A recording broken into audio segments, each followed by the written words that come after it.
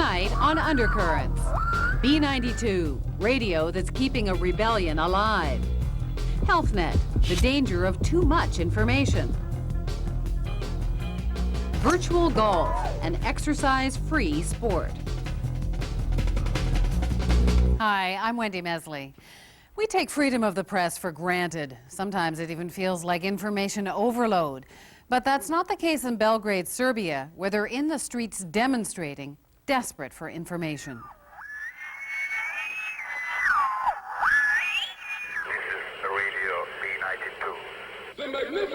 We are the only one, radio, independent radio, who reporting about demonstration. They always know what's happening in which part of town, because we have reporters on many places. In Belgrade, these people have been protesting for 68 days now against the authoritarianism of President Slobodan Milosevic. But you wouldn't know it if you watch state-controlled radio and television, which either ignores the protesters or ridicules them. But there is one little station that's speaking up. After 14 hours of standoff, police began to retreat from the center. It looks more like a Canadian campus radio station, once you get past the barricades.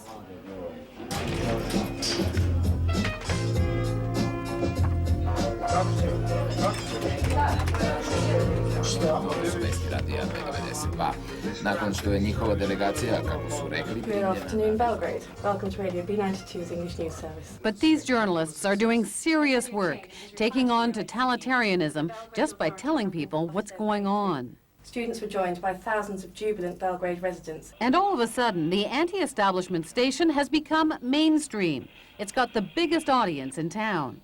Our audience increased from 330,000 in normal time in this town to more than 750,000 in past 6 weeks. So more than doubled. B-92 began 8 years ago with a limited frequency and a license that was only meant to last 2 weeks. When it ran out, they just stayed on the air. In their own videos, they brag about being free from the contamination not only of old politics, but old fogies, too. Is it true that you are, with bias, emphasizing that your oldest member of the editorial staff is 31 and that none of you has ever worked in the communist media? Yes, it's true. B-92. That everywhere and always you display your slogan, Ne verujte nikome, pa ni nama. Yes, it's true. B-92. Don't mistake their humor and their creativity for a lack of seriousness or a lack of commitment to democracy and good journalism. Washington Post reporter Stuart Auerbach discovered B-92 when he was working in Belgrade with a group fighting for a free press in Eastern Europe. People tend to sell them short because they do rock concerts. They make money on rock concerts, they have fun with rock concerts, but they do good journalism. Yes, it's true. B-92. And run good campaigns. the event, All the President's Babies. They told parents who couldn't afford to properly feed their kids to hand them over to the state. Away as a non-returnable gift to President Slobodan Milosevic. It was a prank, and it worked. After that, Republican Parliament decided to decrease the taxes for equipment for the babies. Yes, it's true. B-92. Last November, municipal elections were held in Serbia. To everyone's surprise, opposition parties won in 14 of the 17 largest cities, including Belgrade. And here, he who controls the city controls the message. The municipalities have certain areas that they can control. One of them is police, but one of them is communications. They can give licenses for radio stations, for television stations, for newspapers. When President Milosevic refused to recognize the election results, people poured into the streets, and B-92 was there. The magnificent! The point is that we send something that we observe as a reliable information. We send things as we see it and as they are on the streets. Milosevic tried to shut them down by jamming their frequency, but they kept on broadcasting, even from their office windows. Hey! Hey!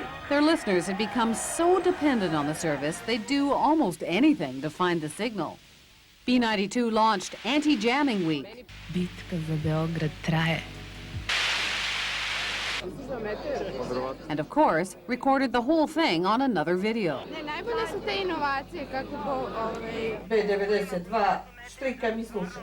So when the jamming didn't work, Milosevic sent in the police and shut them down. But even that didn't silence them. The staff at B-92 had another trick up their sleeve. They started broadcasting an audio service on the internet. This is the radio B-92, Serbia calling. The Magnificent!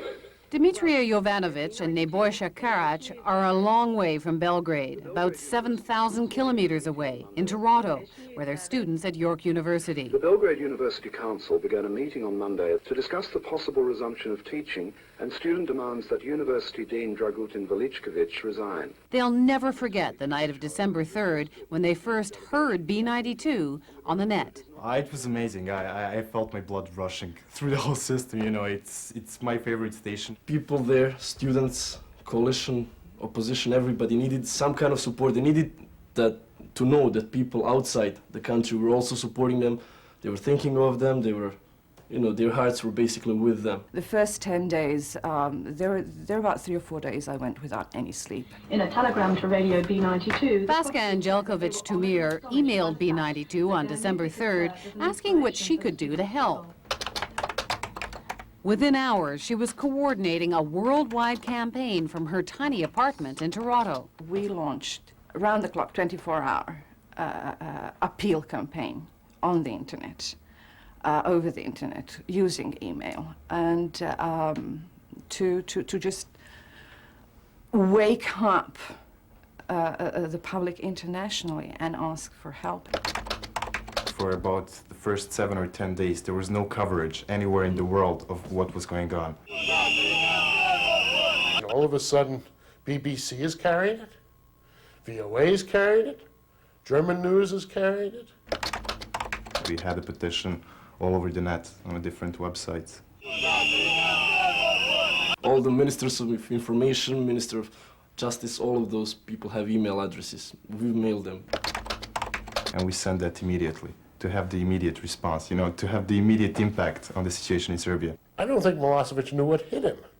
He was getting telegrams and protests and letters and phone calls from news organizations, journalistic organizations, all over the world.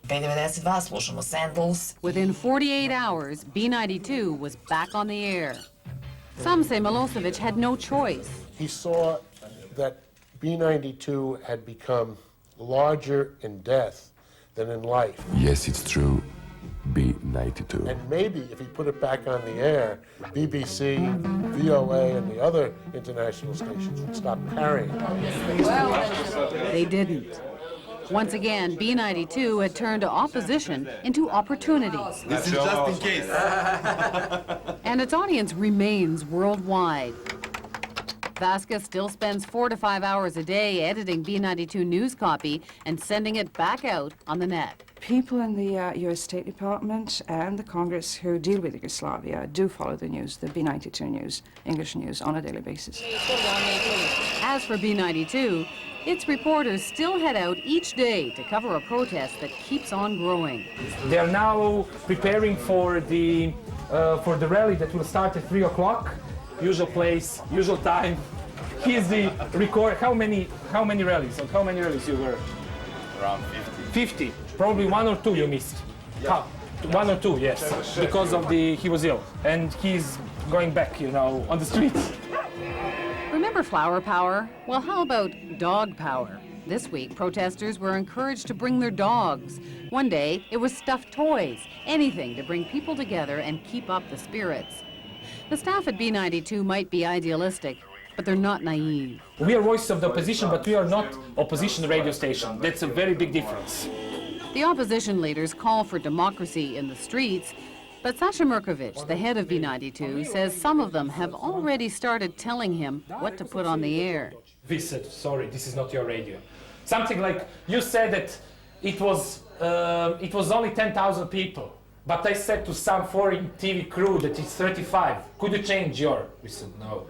They can literally shut us down, but Unless there is one computer, one modem, and one telephone line in this country, we will connect to internet and exchange information.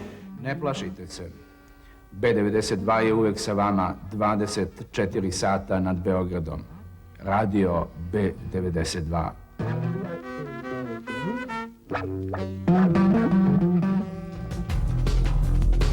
People can post specific questions and get answers.